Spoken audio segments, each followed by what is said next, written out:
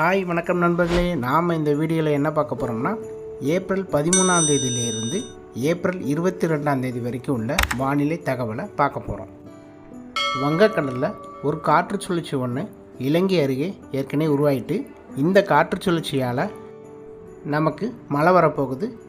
தென் மாவட்டங்கள், மேற்கு தொடர்ச்சி மலைகள், டெல்டா மாவட்டங்கள் இந்த பகுதியிலனா மிதமான மழை, சில இடங்களில் கனமழை பெய்யும்.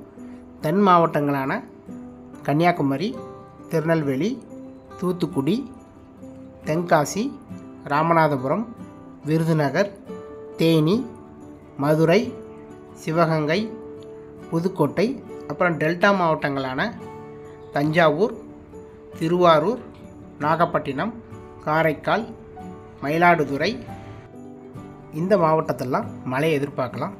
இது தவிர கோயம்புத்தூர், திருப்பூர், கரூர், நாமக்கல், ஈரோடு, சேலம் இந்த மாவட்டத்திலலாம் சில இடங்களில் வானம் மேகமூட்டமாக இருக்கும், சில இடங்களில் வெயில் காணப்படும். ஆங்காங்கே இருக்கக்கூடிய வெப்பநிலையை பொறுத்து ஒரு சில இடங்களில் தூறல் மழை அல்லது மிதமான மழை காணப்படும்.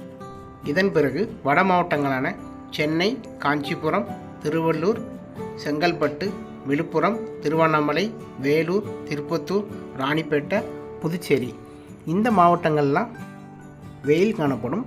சில இடங்களில் வானம் மேகமூட்டம் காணப்படும். ஒரு சில இடங்களில் தூறல் மழை அல்லது லேசான மழை காணப்படும். இது தவிர பெரிய அளவிலான மழை வட மாவட்டங்களையும் மேற்கு மாவட்டங்களையும் இருக்காது.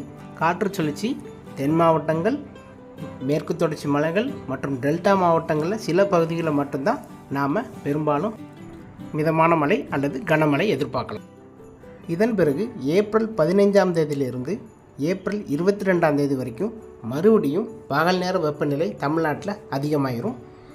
அதன் பிறகு மாலை அல்லது இரவு அல்லது அதிகாலை நேரங்களில் தென் மாவட்டங்கள், மேற்கு தொடர்ச்சி மலைகள் மற்றும் ஒரு சில டெல்டா மாவட்டங்களில் மட்டும் நாம் வெப்பச்சலன மழையை எதிர்பார்க்கலாம். அது எந்தெந்த மாவட்டங்களில் மழை பெய்யுங்கிறத வரும் நாட்களை நான் பதிவு செய்கிறேன்.